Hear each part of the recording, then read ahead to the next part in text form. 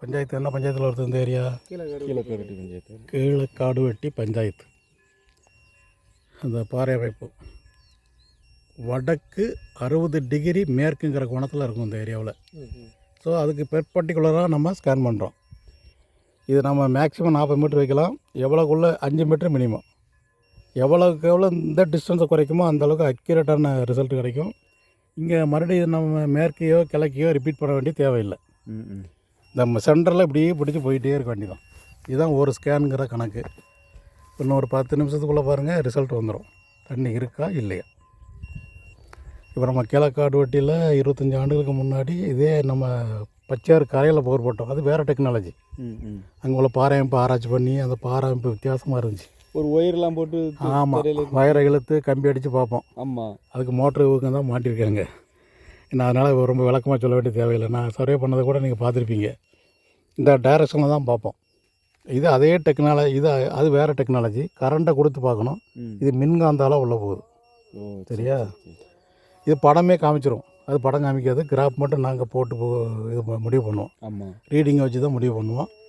எனக்கு பார்த்தாங்கல்ல, பாலங்காட்டிலேருந்து வந்து பார்த்தாங்க. அது என்னென்னு கேட்டிங்கன்னா,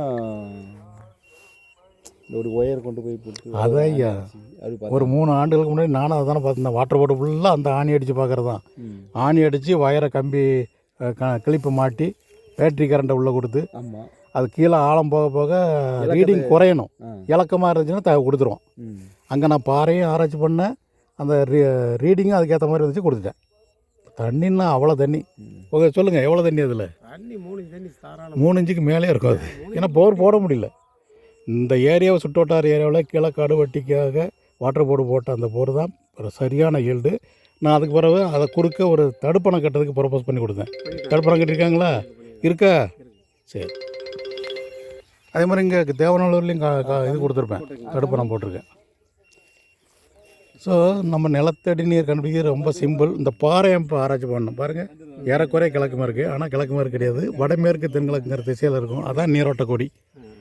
நம்ம கீழக்காடுவெட்டி உங்கள் ஊருக்கு அந்த பக்கம் போக போக பாறை அமைப்பு சீனிக்கல் பாறை. அது இது வந்து தண்ணி இல்லாத கருங்கல் பாறை. இந்த பாறை இங்கே தான் சரியும். இதை பெர்பண்டிகுலராக நம்ம இடம் ஃபுல்லாக பார்த்துட்டோன்னா நம்ம இடத்துல எது பெஸ்ட் இடம்னு தெரிஞ்சிடும். ஆமாம், அதில் கிணறாகணும், போரும் இருக்கா எல்லாம் தெரிஞ்சிடும். பார்க்குறது நீரோட்டம் மேற்க கிழக்க, அதாவது வடமேற்கு தென்கிழக்கு. அந்த மலையை பார்த்துக்காங்க. அந்த மலை எப்படி இருக்கோ அதே டைரக்ஷன்லாம் இப்படி போகும். நான் அந்த டைரக்ஷன் கரெக்டாக உங்களுக்கு காமிக்க. நீங்கள் கேம்பஸ் வச்சுருக்கீங்களா? உங்களுக்கு காமிக்க. இது நல்லா தோண்டிக்காங்க. மழை பெஞ்சு அழிஞ்சிரும். ஸோ முதல் ஸ்கேன் முடிஞ்சது. இதில் 18 மீட்டருங்கிற டிஸ்டன்ஸில் ரொம்ப சுமாரான ஒரு வாட்டர் பாடி 60 அடிக்குள்ளே இருக்குது. 30 அடி வந்து ஆரம்பித்து அதிகப்படி 60 அடி. அது கீழே ஃபுல்லாக தண்ணி இல்லாத கடினப்பாறை. இது 2வது ஸ்கேனு தெற்கு நோக்கி 125 மீட்டர் ஆழம், அதாவது 400 அடி ஆழத்துக்கு ஸ்கேன் நடந்துகிட்ருக்கு.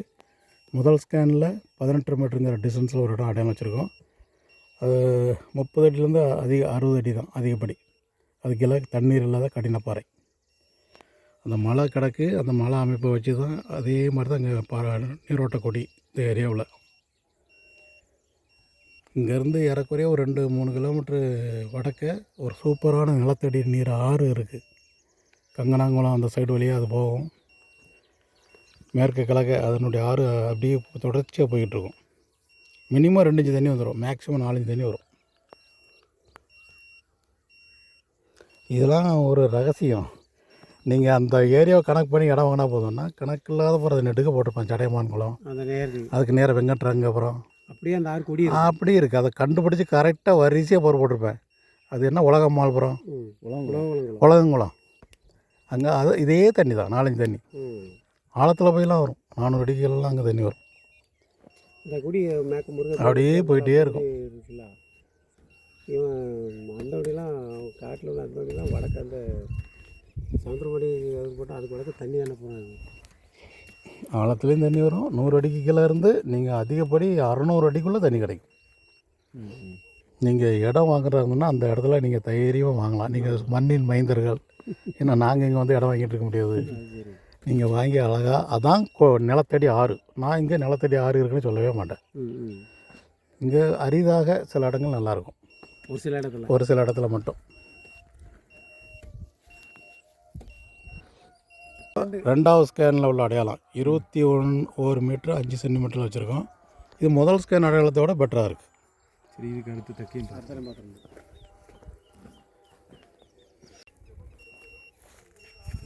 இது தெற்க நோக்கி 3வது ஸ்கேன். 2வது ஸ்கேனில் ஒரு இடம் அடையாளம் வச்சுருக்கோம். அது வந்து முதல் ஸ்கேன் அடையாளத்தோட பெட்டராக இருக்குது. இந்த ஏரியாவில் பாறை அமைப்பு, அதாவது நீரோட்ட அமைப்புங்கிறது அந்த மலையடி மலையை பார்த்தாலே தெரியும். அதே மாதிரி இங்கே ஒரு அவுட் கிராப் இருக்குது. வடக்கு 60 டிகிரி மேற்குங்கிற கோணத்தில் இருக்கும். அதாவது ஒரு 30 டிகிரி வடக்கு நோக்கி இருக்கும், கிழக்கு மேற்கு இல்லாமல். பாறை உட்சரிவு தென்மேற்கு நோக்கி இருக்கும். இந்த பாறை உட்சரிவு நல்லா இருக்கும் இந்த ஏரியா ஃபுல்லாகவே. ஆனால் இது கிரானைட்டிக் நைஸு, மிக கடினமான பாறை. அதனால் கொஞ்சம் நிலத்தண்ணீர் வளம் இந்த ஏரியாவில் குறைவு. இங்கேருந்து 2-3 கிலோமீட்டர் வடக்க அது ஒரு நிலத்தடி ஆறே ஓடுது. 2 இன்ச்சிலேருந்து 4 இன்ச்சு தண்ணி தாராளமாக கிடைக்கும் அந்த கிழக்கு மேற்க. கணக்கு இல்லாத போர் வாட்டர் போர் போட்டிருக்கேன், தனியாருக்கும் பார்த்து கொடுத்துருக்கேன். இந்த முருகை தோட்டம் சீமான தோட்டம் இருக்கு. அதான் என்ன பட்டாலும் இருக்கும். அதுக்கு என்ன மாதிரி ஆளை நீங்கள் இப்போ வாங்கிட்டு என்ன மாதிரி ஆளை கூட வேண்டாம், நீங்களே போட்டால் போதும், தண்ணி வந்துடும் எங்கேனாலும். அப்படிப்பட்ட ஏரியாவில் தான் கம்பு தேங்காய்னு சொல்லி சுற்றினாலும் சரி சுத்தாட்டாலும் சரி தண்ணி வந்துடும். இங்கே வந்து நம்ம இப்படி நுணுக்கமாக பார்த்தா தான் பாயிண்டை பிடிக்க முடியும்.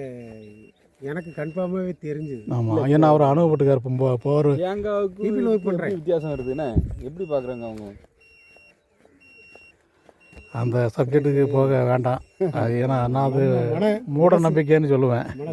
இந்த வடகிழக்கு மூலையில் கொண்டு சுற்றிடுவாங்க. அதாவது என்னென்னா ஒரு 3வது ஸ்கேனில் இந்த இடம் அடையாளம் வந்திருக்கு 9 மீட்டருங்கிற டிஸ்டன்ஸில். இந்த 3 ஸ்கேன் முடிவில் இது செகண்ட் சாய்ஸ்.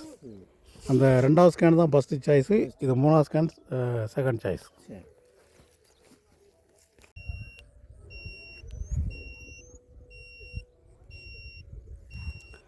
இது தெற்க நோக்கி 4வது ஸ்கேன் நடந்துகிட்ருக்கு 125 மீட்டர் ஆழத்துக்கு. 3வது ஸ்கேனில் ஒரு இடம் அடையாளம். எல்லாம் 60 மீட்டர்னு ரிப்போர்ட் வருது. ஆனால் 60 அடி தான் அந்த ஏரியா பொறுத்தவரை.